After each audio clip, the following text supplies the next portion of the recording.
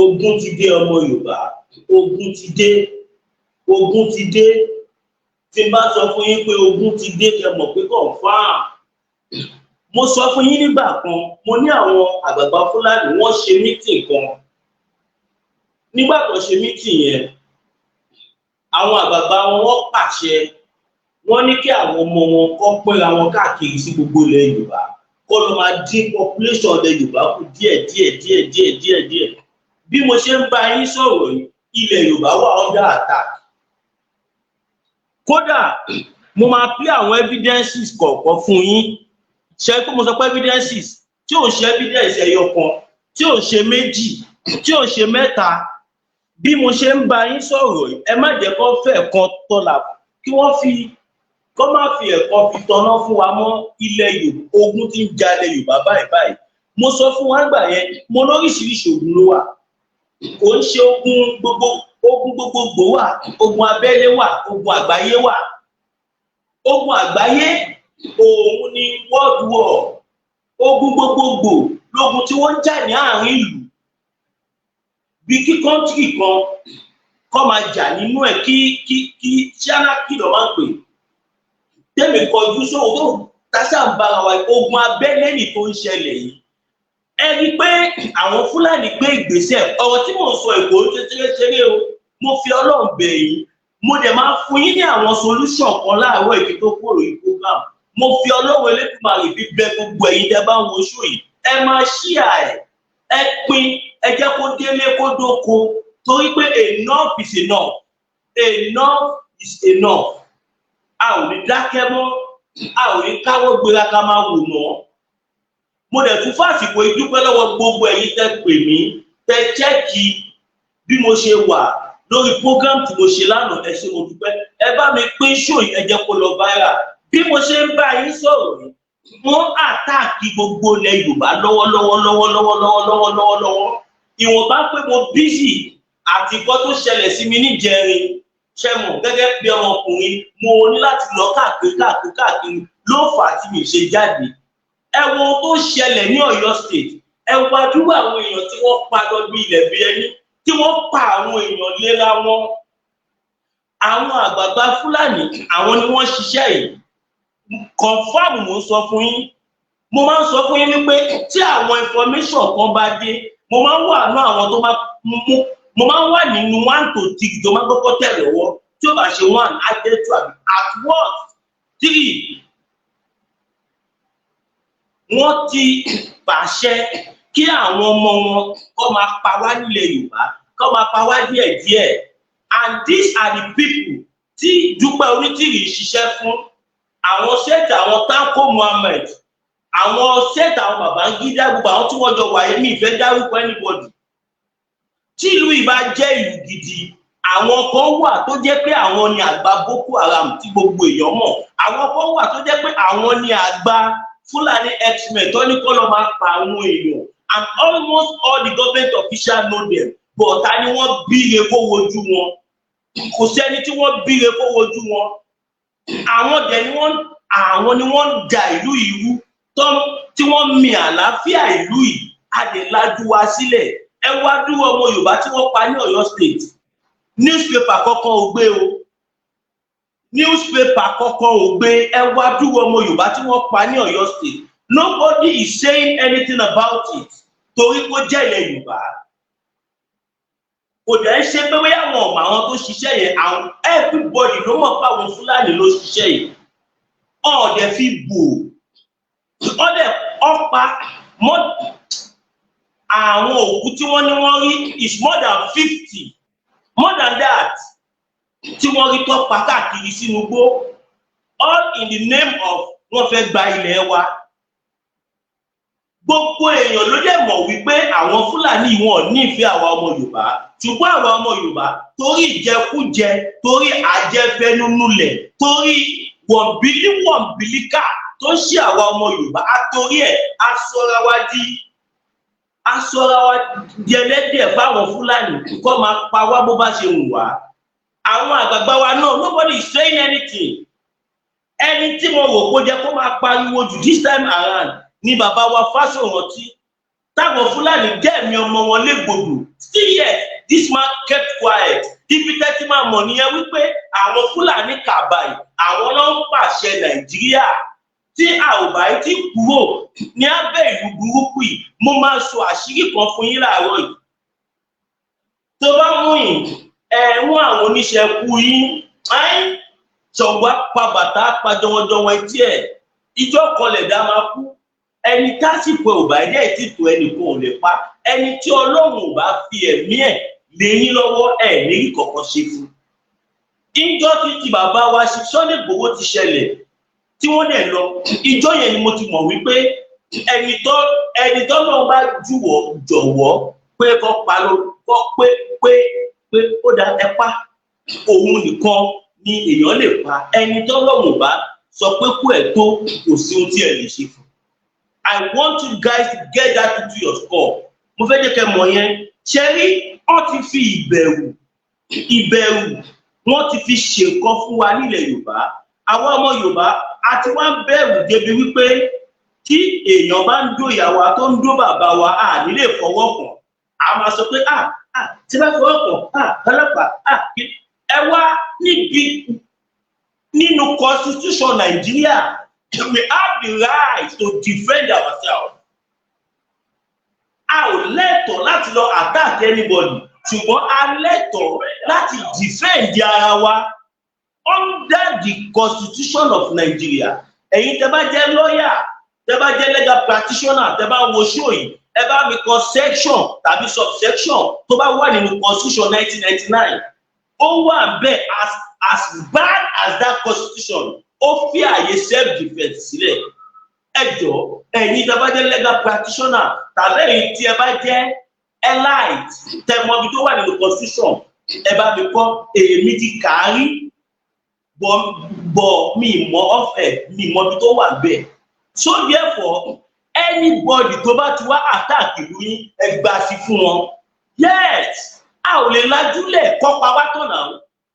The government knew this is going on. Kí ló fẹ́ náà ìjọba tó bá fi àwọn armor tank mẹ́wàá lẹ̀ sí each local government, it takes them nothing.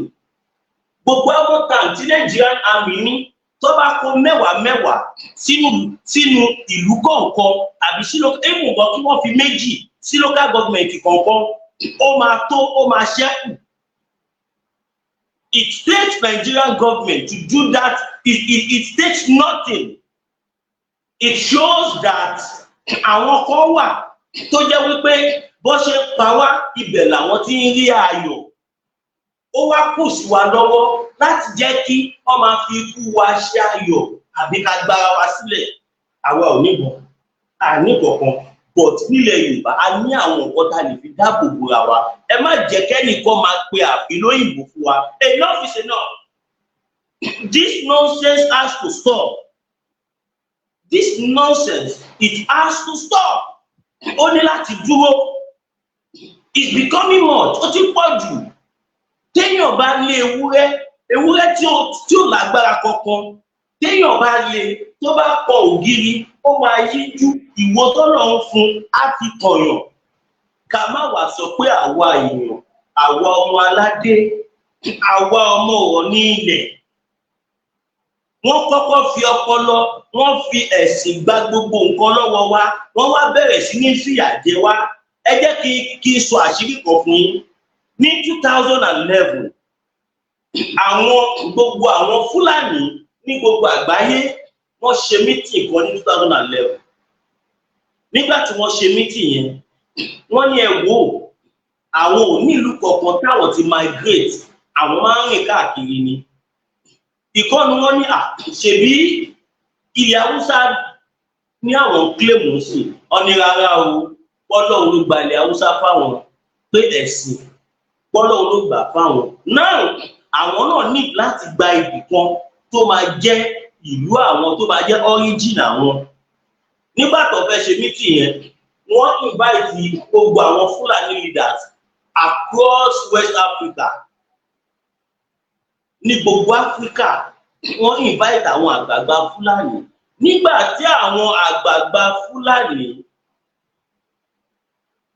tí wọ́n dé sí meeting yẹn, wọ́n pín owó fún wọn, wọ́n gbé dọ́làsì fún wọn, wọ́n kó wẹ́pọ̀n fún wọn, wọ́n kó oríṣiríṣi nǹkan fún wọn, wọ́n pín wọn sí West Africa.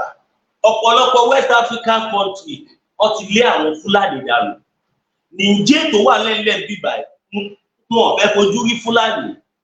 Bẹ́ẹ̀ ni mo sọ fún yín, àwọn Zábárúmá tí wọ́n wà ní Niger Republic wọn ò fẹ́ fojú rí Fúlàní. Ọ̀nà àwọn ò fẹ́ Fúlàní lu àwọn Zábárúmá àti Haúsá nìkan làwọn wẹ́pọ̀n, báwọn wẹ́pọ̀n mu Fúlàní. Nígbà tí wọ́n ṣe mítì yẹn, wọ́n wá lókè káwọn take over Nàìjíríà. Buhari, wọ́n fi Buhari ṣe generalissimo. Ọ̀rọ̀ tí mò ń sọ yẹn, tẹ́ bá jẹ́ àgbààgbà Yorùbá, ẹ máa confirm ọ̀rọ̀ tí mò ń sọ yìí. Wọ́n fi Buhari, wọ́n fi ṣe olórí gbogbo Fúlàní ní gbogbo Áfíríkà.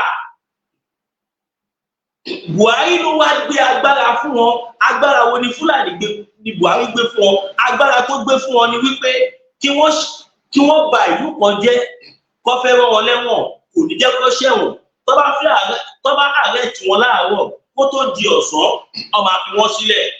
Wọ́n á ní ọ̀gá is interested in that case. Wọ́n á gbé lọ sí Abuja, from Abuja wọ́n á tú wọn sílẹ̀, wọ́n á tún fún wọn lówó kó lọ ra mọ́ irinṣẹ́.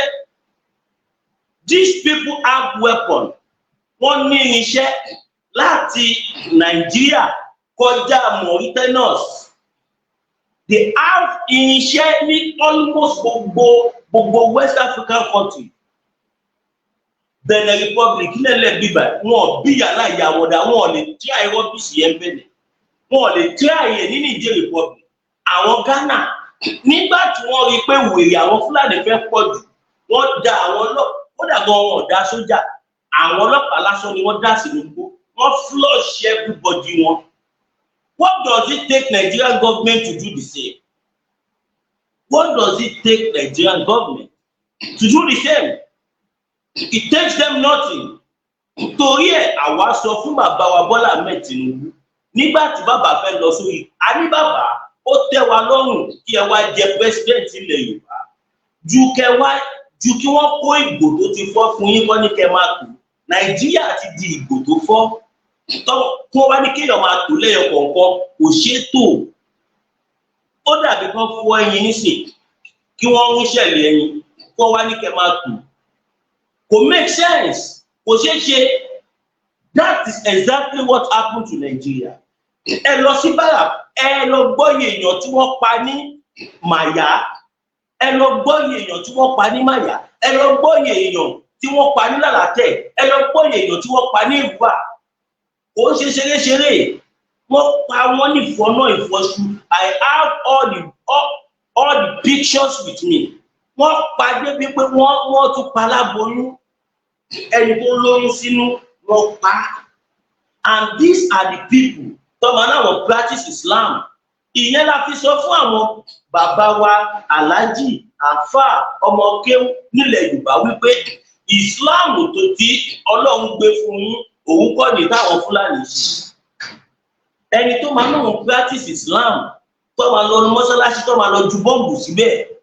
Abẹ́ ti gbàgbé ọgbọ́n tí àwọn Haúsá fi gbalẹ̀ Haúsá, tí àwọn Fúlàní fi gbalẹ̀ Haúsá. Nígbà tí Utumadan Fodio nígbà tó fẹ́ gbalẹ̀ Haúsá tó débẹ̀, ó ń sọ fún àwọn ọmọ wọn wípé Islam tó tí ẹ̀ practice kò kí ń ṣe original Islam. Ó ní original Islam kò jẹ́ kẹ́ máa san owó orí, kò jẹ́ kẹ́ máa san tax, kò jẹ́ kẹ́ máa san gbá, kò yẹ kí a máa sọ àwọn, ó sọ àwọn ọ̀rọ̀ tó mọ̀ pé ó máa fẹ́bọ̀ gbogbo àwọn youth yẹn. Kò dẹ̀ kí ń ṣe agenda tiẹ̀ nìyẹn. N tó jẹ́ agenda tiẹ̀ ó wà lábẹ́ ọkàn tiẹ̀ tí ò sọ síta. Ó mọ̀ pé àwọn fẹ́ gba ìlú. Ó wá di pé àwọn ọmọ onílùú fún ara wọn wọ́n kọjú ìjà sáwọn leader wọn. Wọ́n kọjú ìjà sáwọn bàbá wọn. Wọ́n máa wọ ààfin ọba míì, wọ́n máa pa ọba yẹn, wọ́n á gbé Fúlàní síbẹ̀ pé ó yá ìwọ tí o jẹ́ àfà dúró síbẹ̀. Wọ́n á tún lọ sí pálásì ọba míì, wọ́n á tún pa ọba yẹn, wọ́n á tún gbé Fúlàní síbẹ̀ pé ó yá bọ́ síbẹ̀ máa ṣe olórí wa. Ọwọ́ àwọn Haúsá ni wọ́n fi gbé ìlú wọn fún àwọn Fúlàní. Ìdí nìyẹn táwọn Fúlàní fi sọ wípé Ọlọ́run ló fún àwọn nílẹ̀ Haúsá.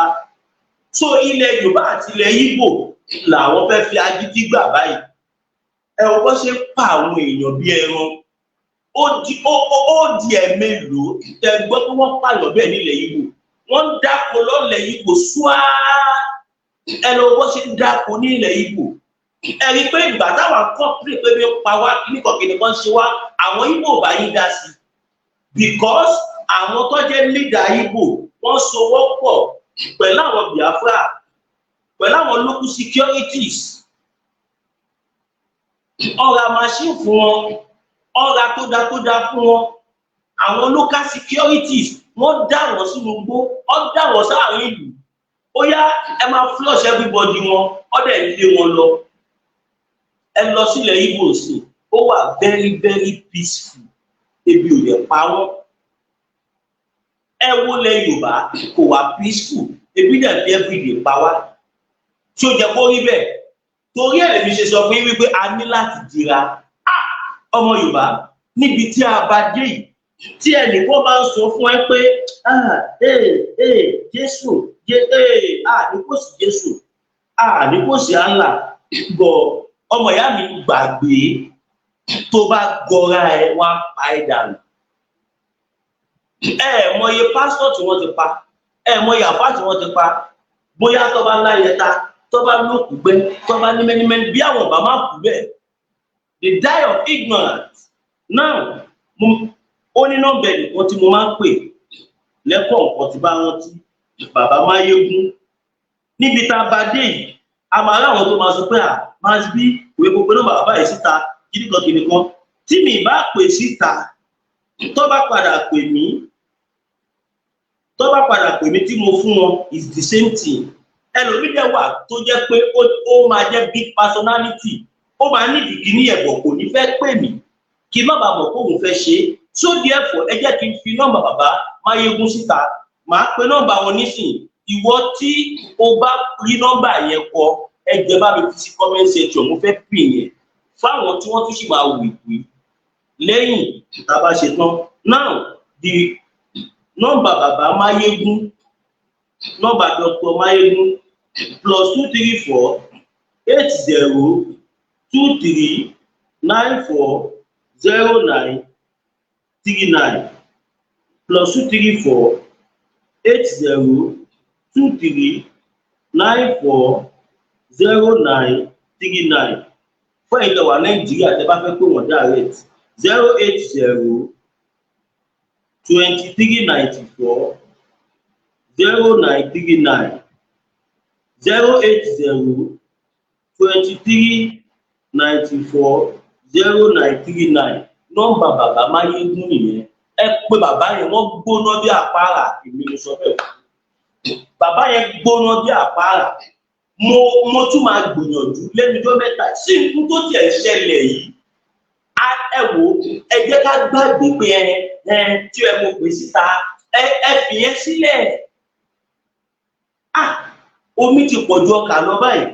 A ní láti tètè gbogbo ìwọ tó bá jọmọ Yorùbá tó wà nílẹ̀ Yorùbá lè ní bí mo ṣe wà yìí, tí o gbìyànjú tó gbé Báíbù, tó gbé sábíà ọ̀tún, tó gbé Kùránì, tó gbé sábíà òsì, tó bá parí wọ́n á kọ̀ pa ẹ̀ dànù. Ọlọ́run gan sọ nínú ọ̀rọ̀ ẹ̀, ó ní ká tọ́jú ra wa. Ọ̀pọ̀lọpọ̀ àwọn tí wọ́n fìbọn já orí wọn, tí wọ́n fi ìbọn já ọpọlọ wọn, tí wọ́n fi ìbọn já ẹ̀fun wọn síta, bóyá tí wọ́n bá múra, bóyá wọn ò bá má kọ̀ kù chípìlì bẹ́ẹ̀, bóyá wọn ò bá kọ̀ má kù bẹ́ẹ̀. Pásítọ̀ kan sọ, ó ní ká dira ká tọ́.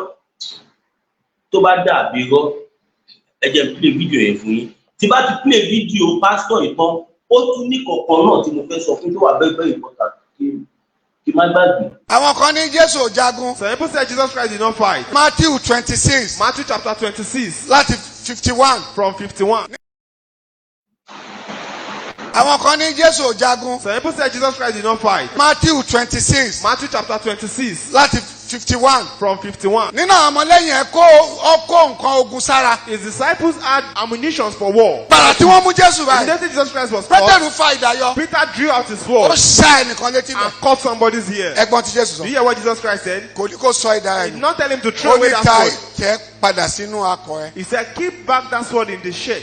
tẹ́ padà sínú akọ ẹ̀. Keep it back in the ẹ shirt. tó bá fi idà la máa fi Anybody pa. that kills with the sword shall die by the sword. nísìn Now, wọn ò tí ì pa ẹnikẹ́ni. nobody has been killed. wọ́n kàn mú mi ni. They have just caught me. o ò lè lo idà láti fi pààyàn So náà. you don't have the right to kill anybody ṣùgbọ́n with tó a bá sword. pa ènìyàn But when they kill, idà la ó fi pa ẹni tó pa that yìí. person will be killed as tó well. sọ nìyẹn That's what náà. Jesus Christ was saying. tẹ́ bá ti lọ sí ìwé ìfihàn If you go to the Revelation 30 verse 10. 13 verse 10, ẹ tó bá pààyàn nípa idà anybody that kills by the nípa sword idà la ó ti pa. shall by the sword be slain. bíbélì sọ That's náà. what the Bible says. mi ní kẹ́kẹ́ kí ilé lóògùn. I'm not saying you should start going to the Rárá. herbalist house. Rárá. No. ṣùgbọ́n But ẹ ṣeun tẹ́ mọ̀ pé ó tọ́ tó yẹ do things that you know that are láti fi right. protect ara yín àwọn ọmọ yín ọkọ yín ìyàwó yín ìlú yín agbègbè yín. That you can use to protect yourself, your family, your surroundings, your environs. o ò lè gbé ìbọn. If you cannot bear arms, bíbélì sọ pé ká padà sí ilé. but the Bible says we should go back pé home. ká fi ẹ̀kọ́ Kristi tì ná. Set aside the teachings of ká Christ. padà sí Let ilé. us go back home. ṣebí inú bíbélì ló wà. Is it not in the Bible? Hébérù 6 verse 1. Hebrews chapter 6 verse 1. ṣùgbọ́n But ó ní ẹ padà sílé. he said, go back kẹ́ home. ṣe pípé. Do the perfection. kí ni pípé? What is the perfection? kí ni pípé? What's the perfection? ó ní ṣùgbọ́n He said, but ẹ má lò nípa ti èṣù. don't use it in the ẹ ways of the ṣe devil. pẹ̀lú pàtì Ọlọ́run. Do it in the ways of God. má ṣe oògùn tó máa bá tiyan jẹ́ má ṣe tó máa pànìyàn. má Don't ṣe do tó máa things that bẹ́ẹ̀. will destroy people's life. That will ṣùgbọ́n kill people. àkókò ẹ̀ nìyí o. But this is the time. àkókò rẹ̀ nìyí. This is the time. àkókò tá a máa tọ́jú ara wa This is nìyí. the time to take care of Jésù ourselves. ni mo wá nípa tara. Jesus Christ said, Mo wá I came nípa physically tẹ̀mí. and spiritually. nípa tẹ̀mí là ń bá lọ tẹ́tẹ́lẹ̀. We are going but to báyìí sí but now nípa tara we ni. have to go in the physical. mo ti Jésù sọ nìyẹn. That's what Jesus Christ said. ní oní olóṣàyà gbàgbà. I'm not saying you should be audacious. rárá o. No. ṣùgbọ́n But try try. tí ò bá bọ́ sí gbà náà. If it does not work after you've tried your best, ó kù sọ́wọ́ Ọlọ́run. then it is left to God. iṣẹ́ àwọn àpọ́sù Acts of the Apostles, 19 chapter 19, verse 12. verse 12. Pọ́ọ̀lù Paul, ó lo bàǹtẹ́. he used an kí ni apron. bàǹtẹ́ yẹn? What's that apron ó for? fi híìlì àwọn He ènìyàn. was using it to heal people. ó yàtọ̀ sí pé lórúkọ Jésù It is different from in Jesus' Lágbára ẹ̀jẹ̀ name. Jésù. In the last name of Jesus. ẹ̀mí nìyẹn. That is ṣùgbọ́n tí spiritual. nǹkan mi bá ti wà But when there are some tábà ti other lo things, nǹkan míì and we use some other things, tara nìyẹn. that is physical. ṣùgbọ́n But Ọlọ́run wá support yẹ. God supported you. ìwọ tó bá ṣe oògùn If you are doing láti fi protect ìlú to ẹ protect your own, láti fi protect ilẹ̀ ẹ to protect your láti fi land, protect gbogbo nǹkan tó ní to protect everything you á have, ṣiṣẹ́ fún it will ọ. work for you. tó God. kò ní fi ja ìwọ tọmọtaya ẹ And àtọkọ one will ẹ not come upon you and your tó ní fi family. ja ìjọ rẹ And it will not come upon your á church. ṣiṣẹ́ fún It will ẹ. work. ẹ má tẹ̀lé wọn o. Don't follow them. tó máa sọ wípé ẹ má ṣe I nǹkan will kan say don't do anything. wọ́n lè kó ọlọ́pàá mẹ́fà méje dán And they have 6, 7 policemen that are watching over them. wọ́n kó ogun jọ They have security personnel. ẹ̀yin tẹ́ ẹ̀ lówó ọlọ́pàá kílẹ̀ láti You protect that you ara don't yín. have money to hire police. wọ́n wá ṣí ojú yín sínú church They will not put your eyes in the kẹ́ máa church wá sí church so that you can be coming to church. kẹ́ máa wá sí church So that you can be coming to so church. tẹ́ bá fẹ́ kú kẹ́ kú. So that if you want to die, you can even die. Àbí? Is that all? irọ́ o No. àwọn ọmọjọ tèmi My own èmi member, sọ fún yín I'm báyìí telling you, ẹ má ṣe oògùn kà don't do ẹ evil. má ṣe ohun tó máa charm. bá tènìyàn jẹ́ Don't do things that will destroy ṣùgbọ́n people's bíbélì life. tí mo kóòtù fún yín But what yẹn I've quoted ẹ lọ for you, kà á go and read it ohun tó bá yẹ by kẹ́ ṣe Whatever you're supposed to do, ẹ ṣe do it. kò sẹ́ṣẹ̀ ń bẹ̀. There is no sin in it. ẹ ti gbọ́ nǹkan tí bàbá yìí sọ. Oya náà àwa ń sọ fún yín wípé ẹ má jẹ́ ká gbọ́ra wa. ọ̀pọ̀ bàbá mi sọ́dọ̀ Adébánjọ mo kí yín sà. ọ̀pọ̀lọpọ̀ àwọn tó máa ń sọ fún yín wípé ẹ má ṣe gbá ẹ má ṣàwò. ọ̀pọ̀lọpọ̀ wọn ọ́ ṣe ògùn ju èṣù lọ. ẹlòmínú àwọn tó máa ń sọ fún yín pé ẹ má ṣèkùn ẹ má ṣe kílẹ̀ nìkan tẹ bá gbé aṣọ pásítọ̀ mi sókè ṣàṣà ní irúgbà tẹ àtàgádà gbọdọ̀ tí ẹ lè rí bẹ́ẹ̀. wọ́n á dẹ̀ máa sọ fẹ́yìn pé ẹ má tọ́jú ara yín. Ọlọ́run ṣe pé pásítọ̀ tó sọ̀rọ̀ yìí is a well-known popular pastor. wọ́n náà wò ní kẹ́ máa tọ́jú bọlé kiri ṣùgbọ́n ohun tó bá máa dáàbò bò yín tá a dáàbò bò fámìlì yín ẹ ṣe kò sí ẹ̀ṣẹ̀ níbẹ̀. tó bá jẹ́ ẹ̀ṣẹ̀ ni Ọlọ́run ní jẹ́ kẹrù kó jẹ́ ó máa ná àwọn tọ́lọ́run máa ṣe. ọmọ ìyá mi ẹ jẹ́ ká lajú ẹ já dókè polówó ọjà tàbá bí káwá kàn sí. Bitter tea ẹkùn tí ń wọ̀yá àjà pẹ̀lú àwọn kíndìnrín tó ní stone nínú ìyẹn kidney stone yóò mẹ́ẹ̀tì ẹ̀ tẹ́sí yádànù nínú àgọ́ ara yín òun kan náà ló ṣiṣẹ́ fún liver ìyẹn àìsàn jẹ̀dọ̀jẹ̀dọ̀ a sì tún máa ṣiṣẹ́ fún ààtì ìyẹn ìṣòro àìlèmí sókè sódò dáadáa láàólà bitter tea ló tún ṣiṣẹ́ fún ìfúnpá gíga ìyẹn high blood pressure bákan náà gbogbo ẹ̀yin tẹ́ ẹ bá ní ìṣòro ìsétọ̀ tí a mọ̀ sí prostate cancer gbogbo àwọn àìsàn tá a là kalẹ̀ yìí pátápátá òun ni láàólà Aba bitter tea yóò bá wà yá àjà ìṣòro ara ríro ńkọ́ láàólà bitter tea òun ni kẹ́ ẹ gbẹlura láti wá rí egbòogi láàólà bitter tea rà àbí tẹ́ ẹ bá fẹ́ mọ ibi tí wọ́n tẹ̀dó sí ẹ mẹ́sẹ̀gì wọn lórí àwọn WhatsApp numbers yìí +447-4245-27137 àbí àwọn Nigeria numbers yìí 08033194355 tàbí 08026265000 kò bára rí ẹ̀rí inú ẹ̀jẹ̀ ti kàn jẹ̀gbọ̀n lọ́wọ́ láàólà bitter tea gbẹlura kò rí yàtọ̀ bẹ̀. So ẹ ti ṣẹ́rí láàólà bitter tea anything tẹ́ bá gbọ́ lórí prógrámù mi kẹ́ mọ̀ pé confam ni láàólà bitter tea ó jẹ́ company tó jẹ́ wípé tí nǹkan ọmọkùnrin yẹn bá kéré ìwọ tó jẹ́ pé o fẹ́ kí nǹkan ọmọkùnrin yẹn tóbi tàbí tó bá gun orí madam kátórí ìṣẹ́jú 5 ìṣẹ́jú 10 wàá ti dàtọ̀ owó ẹlẹ̀ nǹkan burúkú èyí ọmọkùnrin gbọ́dọ̀ lè satisfy madam dáadáa tàbí ìwọ tó bá fẹ́ àdógún tó confam pọ̀ sí láàólà bitter tea tí wọ́n fún ara ẹ tó bá tọ́lá àwọlá bitter tea wò kó máa mọ̀ pé rírí ní olúwa. And again ìwọ tí o bá ní prostate cancer tó bá ní kidney problem tó bá ní heart problem anything tó mọ̀ pé kó jẹ́ kó wà lára ẹ̀ tó bá wà lára ẹ̀ tó dẹ̀ nídìí nǹkan ìbílẹ̀ láti lè fi ṣe instant solution pé láàólà bitter tea tàbí ìwọ tó bá jẹ́ wípé ọkọ̀ ń kọ́ bàbá mi Adina Azizi mo kì í sà ẹ̀yin tó bá jẹ́ wípé ọkọ̀ òun máa ń dá yín láàmú tàbí ìwọ tó jẹ́ pé o ti ń wá ìwé ìgbélú tàbí ìwọ tó bá jẹ́ pé òun ní problem oríṣiríṣi o ò dẹ̀ fẹ́ ṣoògùn o ò dẹ̀ fẹ́ lọ bá làáfà tó jẹ́ pásítọ̀ ló fẹ́ màá fún yín ní phone number Prophet Taiwo Ṣólẹ́yẹ bàbá orí òkè àṣẹ àti agbára kò sẹ́ni tí ó mọ̀ wọ́n all over the world wọ́n máa ń lọ from Jerusalem to everywhere ni wọ́n máa ń lọ kò sẹ́ni tí ó mọ̀ wọ́n ẹ pé bàbá Táíwò Ṣólẹ́yẹ bàbá orí òkè àṣẹ àti agbára àti ọ̀pọ̀lọpọ̀ àwọn èèyàn tí wọ́n yọ nínú ìgbòkùn àti rẹ́ni tó ẹ̀kọ́ tí wá ìwé gbèrú for more than 30 years tẹ́lẹ̀ gbà tó kú bàbá Ṣólẹ́yẹ kò gbọ́dọ̀ bá wọn sì kọ́ tó yẹ kó ṣe wọ́n gbàdúrà wọ́n sì gbogbo ẹ pè wọ́n sórí 080-2547-5427 070-2547-5427 070-2547-5427 070-2547-5427 pé wọ́n kó jẹ́ ìṣiṣẹ́ agbára ìyẹn fẹ́yìn tí ẹ bá fẹ́ ṣe o èyí tó jẹ́ kógùn lẹ fẹ́ ṣe ẹ pé bàbá Dr. Mayegun kò sí nǹkan tí wọ́n kì í ṣe ń bẹ̀rẹ̀ tested and confirmed God so good pé mo sọ́jọ́ tí mo gbé wọn wá mi ìmọ̀ wọn mi ò bá wọn ní kíní but àwọn tí wọ́n ròyìn bàbá yìí mo ní láti wá bàbá yìí kí wá náà bá wọn kí bá wọn sọ. Ọ ní Yorùbá ní ọ̀pọ̀ òrùka gbọ̀n ẹ pé gbogbo àwọn tí mo fún ní nọ́mbà wọn yìí kẹwàá ròyìn kò bá jẹ́ láàólà bitter tea ẹ pé láàólà bitter tea tó bá ti fọ́kọ̀ máa dá owó yín padà tẹ́ bá ra láàólà bitter tea tí nǹkan tí ẹnì kan ṣe tẹ́ ṣàlàyé fún wọn dáadáa tẹ́ sọ̀kọ́ tó ṣe wọ́n fún yín kò tiẹ̀ sí ní gbòòrò gbogbo àwọn tó ń lo láàólà bitter tea kò sẹ́ni bọ̀dì tó confirm.